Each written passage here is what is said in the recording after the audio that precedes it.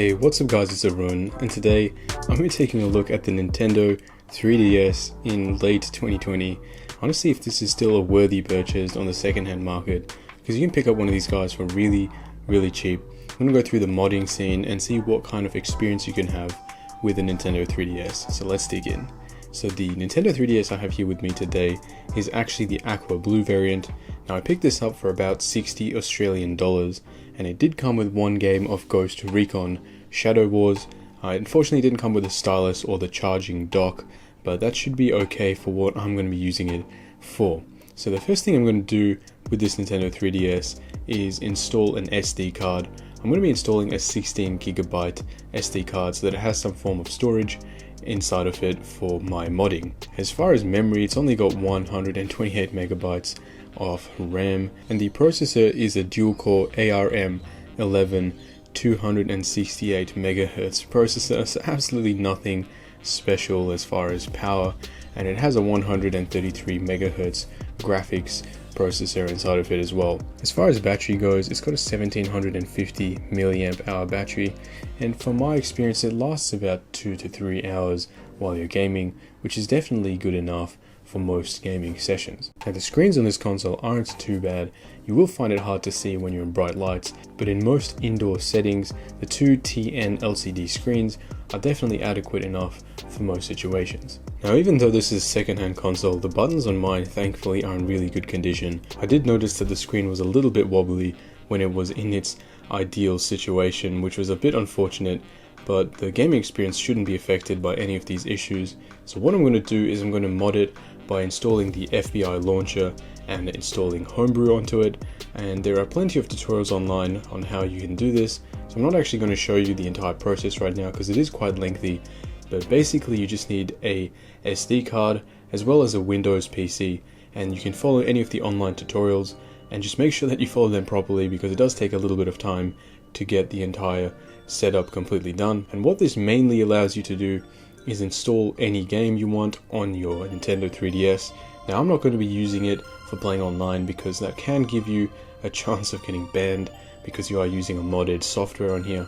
But what I was able to do was install a couple of games. So starting off with a couple of games, I'm going to be playing some Super Smash Bros.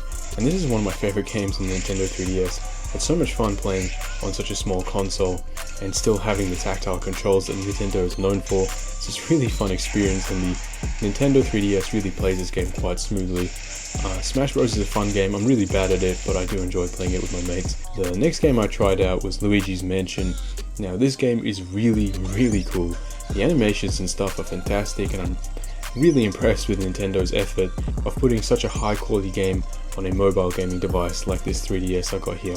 The next game I tried out was Metal Gear Solid. Now this game actually really pushed the 3DS to its limits, and it became a little bit clunky because ideally you do need two joysticks in order to play this game properly, and seeing as the Nintendo 3DS only has one on the left hand side, it actually turns the X, Y, B, A buttons into another joystick to try and navigate your movement system, which was a little bit awkward to play with. But in the end, I think if you're really interested in it, is an experience that you can play on this console. Next up I tried out Mario Kart. Now this is by far probably my favorite game of all time. I've got a really fond connection of it because I used to play it back on my Nintendo DS when I was a young kid, and the controls are really well optimized. You can have such tactile control when you're driving around corners and stuff, and I just really love playing Mario Kart on the 3DS. And now is probably a good time to talk about the two front-firing speakers. They're quite nice. They're probably a little bit on the tinny side as far as sound quality goes, but overall I'd probably say that the sound quality is not bad. Now as far as the 3D feature goes on the Nintendo 3DS, it's more or less just a gimmick. You can see there's a slider on the right hand side when the screen is open, and you can slide it up and down in order to change the amount of 3D that it shows. I'm not really sure the technology behind this, but as far as I can tell, turning up to the maximum more or less makes the console unusable. I'm not someone who has epilepsy or anything, but I can guarantee you guys I was getting a bit of a headache after just using it with the 3D feature for a few minutes. So I had to turn down the scale of it just to the minimum, and at that point it was just about bearable. But again, the 3D is very basic and it doesn't quite look like it is 3D. But for me guys, I'm going to be turning that 3D feature off completely. I also downloaded a few more games on here like Mario Bros 2, which again played so nicely from the SD card. So again, these aren't games that I've bought, but I have used the homebrew launcher to install them onto my 3DS. I also tried out Lego Batman. I'm also quite fond of the Lego games from when I was younger, so this game ran really nicely on the 3DS, and definitely something that if you are interested in playing, you can have the entire experience on Nintendo 3DS like this. There's so many great features about the 3DS, like it's got the Mii Maker, where you can start it up and make your own Mii, and a nice music environment. It's just such a fun Nintendo kind of experience. Another feature I really want to outline on this console is the Wi-Fi connectivity. You can play online, but seeing as that I have modded my console, I'm not going to be, because I feel like I might get banned with a modded console playing online. And the console also has a couple of cameras on it, so I wanted to test them out a little bit, but unfortunately the quality is quite poor. The front-facing camera is very poor and does have video and photo capability, but the rear-facing camera is actually quite interesting. It's got two camera modules which allows you to record 3D video, which is an interesting concept again. I'm not too convinced on how well it looks in the final result, but it is there if you're interested in doing that, so definitely a feature that is welcome on this 3DS.